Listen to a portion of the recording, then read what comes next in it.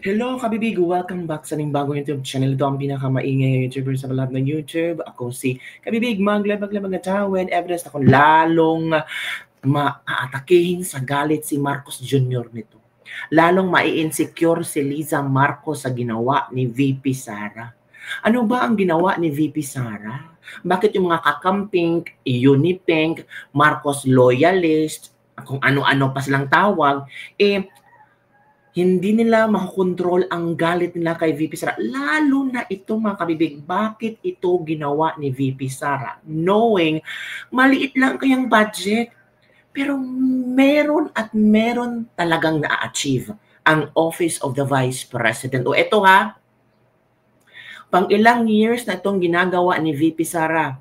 Year-end, ito year-end report for 2025. Grabe.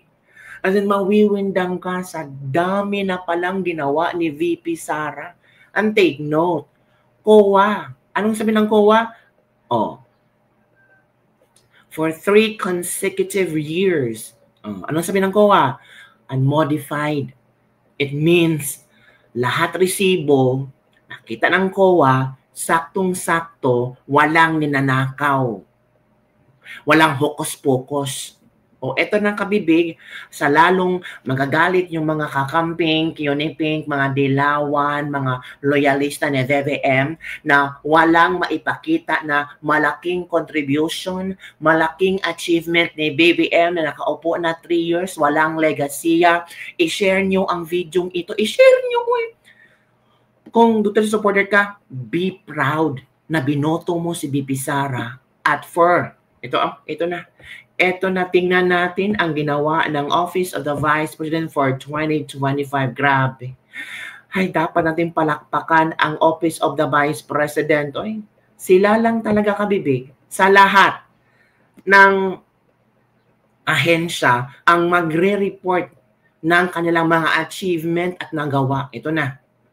Noon tayo.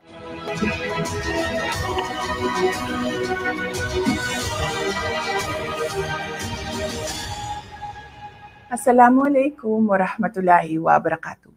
Madayaw, ugmayong adlaw kaninyong tanan. Magandang araw sa inyo lahat. Ngayong araw, ibabahagi ng Office of the Vice President sa inyo ang naging resulta ng taus-pusong serbisyo at katapatan sa bayan sa buong taon ng 2025. Medical and burial assistance. Alam nating malaking hamon ang pagkawala ng pondo para sa ating social services ngayong taon. Ngunit sa bawat krisis na hinaharap ng ating kababayan, kailangan ng gobyerno ng matatag na solusyon. Hindi kami pumayag na maging dahilan ang kakulangan ng budget para maputol ang serbisyo. Sa halip, nakipagtulungan kami sa ibang ahensya ng gobyerno at nagtagumpay na makakuha ng alternatibong pondo. Dahil dito, nananatiling bukas ang ating assistance windows nitong taong 2025. Nakapagbigay tayo ng tulong sa 4,643 na Pilipinong may karamdaman. At nakatulong ang ating burial assistance sa 1,377 beneficiaries. Ito ang pruweba na kung may puso at paninindigan para maglingkod, laging may paraan para tulungan ang ating mga kababayan. Disaster relief and relief for individuals in crisis and emergencies program. Ang OVP ay laging handa sa panahon ng krisis. Correct. Ang ating Disaster Operations Center ay patuloy na naghahatid ng agarang tulong. Sa kabuuan, umabot sa 73,054 na pamilyang Pilipino na naapektuhan ng kalamidad ang ating natulungan. Kabilang dito ang 9,129 na pamilyang nakatanggap ng donated items. As part of our rapid response to the 6.9 magnitude earthquake in Cebu, and the Mount Canlaon eruption, OVP distributed 2,514 bags of 25-kilo rice. Yan ba ang may sabing walang ginawa ang Office of the Vice President? Ito may datang pinipresenta. Ano bang kulang nyo? Transparency na to, accountability and transparency, tapos ito pa ang i-impeach nyo? Si Bongbong meron bang ganito? Yung ibang kongresista, yung ibang senador, meron bang ganito? Nagre-report sa sambayan ng Pilipino kung saan napunta ang pera? O wala. Tanging si VP Sara, straight for 3 years ginagawa nila ito. Kamakailan, personal kong pinangasiwaan ang relief operations sa Negros Occidental at Cebu para sa mga pamilyang sinalanta ng magkasunod na bagyong Tino at Uwan. Hindi rin natin kinalimutan ang ating mga bayaning frontliners at rescuers. Ang Kalusugan Food Truck ay nakapagpakain ng 1,866 na volunteers, rescuers at frontliners. Sa pamamagitan ng ating RICE program, nakapaghatid tayo ng kabuang 56,575 bags of rice and essential food items. Hindi ito yung 20 pesos per kilo na bigas ha. Uy, maganda ang bigas na binibigay ng Office of the Vice President. So sino dito nakatanggap? Comment down below. Para ano ba, kayo ang witness ba na hindi mabaho ang ibinibigay bigas ni VP Sara? Kahit konti lang ibinigay budget ng gobyerno, pero hindi ito namimigay ng mabahong bigas. Sa mga response zones. Pagbabago 1 Million Learners and Trees campaign. Ang ating pagbabago campaign ay ang ating pamumuhunan sa kinabukasan ng ating bansa. Ngayong taon, nalampasan na natin ang ating target. Nakapagtanim tayo ng higit 1 milyong puno sa buong bansa. 3 years ahead of schedule. Wow! Tapos yung iba, sabihin, ay Inday, magtanim ka na ng puno. Wow, hindi mo nakita ang logic. Hindi mo nakita kung bakit ginagawa ito ni VP Sara. Caring for the nature, for the future generation. Para yung mga flood control dyan, at least itong mga kahoy na tinanim ni VP Sara, 1 million na, pwede itong makatulong. Oy, hindi ba itinuro ito sa mga guro nyo at kailangan merong tree planting? Muti pa, nag-inisyatibo ang Office of the Vice President. Ito yung totoong may ano ba, pangmamahal hindi lang sa sambayan ng Pilipino, kundi sa kalikasan. Oh, saan mo hanaping Vice President yan? Wala. Si BBM ba nag-replanting? Oh, wala. May inisyatibo ba siya para paano yung sinasabi ang climate change ang nakaapekto sa Pilipinas? Wala. Puro ngaw-ngaw lang. Party-party. Bilang simbolo ng dedikasyon, inakyat ng ating team sa Southern Mindanao ang Mount Apo, ang pinakamataas na bundok sa bansa, para magtanim ng tinikaran trees at markahan ang ating millionth milestone. Ang ating Million Learners campaign naman ay nakapagpamahagi na rin ng 460,272 bags. Direkta itong nakarating sa mga remote areas tulad ng Ubo-Manuvo Indigenous Peoples Learners sa Kidapawan City. Magnegosyo taday. Ang pag-ahon sa kahirapan ng bawat pamilyang Pilipino ay prioridad natin. Sa pamamagitan ng Magnegosyo Taday, nakapagbigay tayo ng suporta sa kabuuang 15 groups at 2,245 aspiring entrepreneurs ngayong taon. Libreng Sakay Program. Ramdam natin ang bigat ng presyo at bilihin at pamasahe.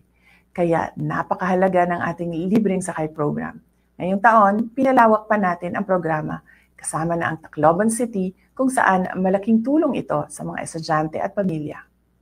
Ang libreng sakay ay nagbibigay ginhawa sa budget ng mga pamilya upang mapunta ang pera sa pagkain at edukasyon.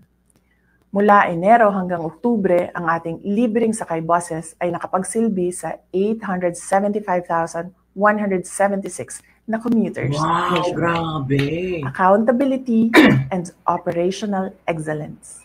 Ang ating determinasyon na maglingkod ay sinasabayan ng dedikasyon sa good governance at operational excellence. Correct. Dahil sa ating digitalization efforts, binigyan tayo ng special citation mula sa Development Academy of the Philippines dahil sa ating paperless challenge. Wow! Nakapag-save tayo ng mahigit 3.2 milyong sheets of paper. Ooh. Ito ay patunay ng ating commitment sa efficiency at sa kalikasan. Ito ay bahagi ng ating araw-araw na operasyon. Mula sa mahusay na financial report ng OVP Finance Team, nakuha natin ang unqualified opinion mula sa Commission on Audit, ang highest audit rating. Ito ay malinaw na indikasyon ng ating transparency at fiscal integrity. Lubos po ang aming pasasalamat sa lahat ng aming mga OVP partners na binigyan natin ng isang pasidungog noong buwan ng Hulyo. Wow. Ang inyong pakikipagtulungan ay kritikal upang matagumpay naming maihatid ang napapanahon, mahusay at makabuluhang serbisyo publiko sa ating mga kababayan. Mga kababayan, patuloy tayong lalaban sa kasakiman ng mga iilang mataas na opisyal ng ating pamahalaan. Patuloy namin na ipapakita sa inyo na ang tanggapan ng pangalawang Pangulo ay mahalaga sa amin ang pagkakaroon ng plano, mahusay na implementasyon ng proyekto, paglaban sa korupsyon at tapang at malasakit para magkaroon ng kapayapaan at kaunlaran sa ating bayan. Patuloy po tayo maging matatag sa mga hamon ng krisis at patuloy na maging mapagmahal sa ating bayan. Gikan sa tibuok opisina sa Vice Presidente, naghinaot ni sa inyong malipayong pagsaulog sa Pasko ug kasadya sa inyong bagong tuig.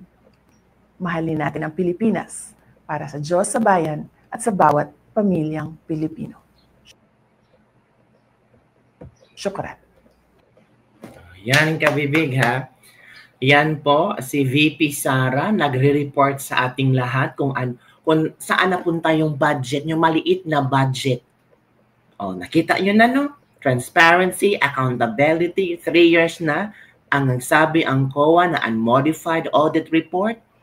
Grabe. At ang OVP ay nakarating na sa saang sulok ng Pilipinas, namimigay ng tulong sa kabataan at 1 million ng trees ang na planted already ng OVP. Grabe. Salute sa'yo, VP Sara. O, ito ha. Bakit ba si Senator Ruben Padilla, sinusuportahan niya si Vice President Sara? Ito ang kanyang rason. Kahit siya man ay hindi rin niya itong, I'm sure hindi rin ito yung gawa ni Senator Ruben Padilla. Ito kabibig, pakinggan natin yung OVP budget hearing kung saan ramdam mo ang sinseridad, ramdam mo kung hindi lang galing sa bibig ni VP Sara, kundi galing sa isang taong nagmamasid kung ano ang ginawa ng Office of the Vice President. Watch this video. Natutunayan ko po ng napakalaki ng naitulong ng ating pangalawang Pangulo. Mr. President, we respectfully submit for the body's consideration the proposed new appropriations for the Office of the Vice President for fiscal year 2026 amounting to 889 million pesos. Thank you, Mr. President. Majority Leader. Mr. President, to Senator Robin Padilla is seeking the floor for a manifestation of support. I move that he be recognized. Senator Robin Padilla is recognized. And by the way, we would like to recognize the presence of the Vice President, Vice President Sara Duterte. Welcome to the Senate, Your Honor. Go ahead, Senator Padilla. Maraming salamat po, Ginoong Pangulo at sa ating pong pinunong mayurya. Ako po'y walang katanungan sa ating ginoong sponsor, Senator Sherwin Gatchalian, kundi ako po'y magmamanifest lamang. Ako po'y natutuwa sapagkat dito po sa ating bulwagan ay atin pong hindi binawasan ang budget ng ating pangalawang Pangulo, bagkus ay dinagdagan. Sapagkat alam niyo po, sa akin pong karanasan sa tuwing may dadating na kalamidad, kalungkutan, kamatayan, naandyan po lagi ang ating pangalawang Pangulo upang makiramay, tumulong, kahit saan pong lupalop sa Pilipinas, makikita po natin ang opisina ng ating pangalawang Pangulo at siya mismo pumupunta sa mga lugar na hindi pa po naabot ng kahit na sinong naging public official. Kaya ako po yung masaya at ako po yung nagpapasalamat sa ating mga kasama, sa ating pong sponsor, Senator Sherwin, sa ating pong Senate President, sa lahat po na bumubuo, sa lahat po ng mga senador. Maraming salamat po at hindi po nagmula dito sa ating bulwagan ang pang-iipit sa ating pangalawang Pangulo. Muli po, maraming salamat at pinatutunayan ko po ng napakalaki ng naitulong ng ating pangalawang Pangulo. Maraming salamat po. So yun, kabibig. So nakita na natin ha, grabe ang OVP, no? Grabe ang na-achieve ng OVP ni na Vice President Sara for 2025 at narinig yun na, nakita yun na. So anong pa, i-share natin to? Oo, isampal natin to sa mga sabing walang ginawa si VP Sara. Diba? Yung mga sasabing Merry Grace Piatos, walang kayong ebidensya. Yun lang kabibig. Don't forget to like, subscribe, and share this video. Bye everyone. See you next time.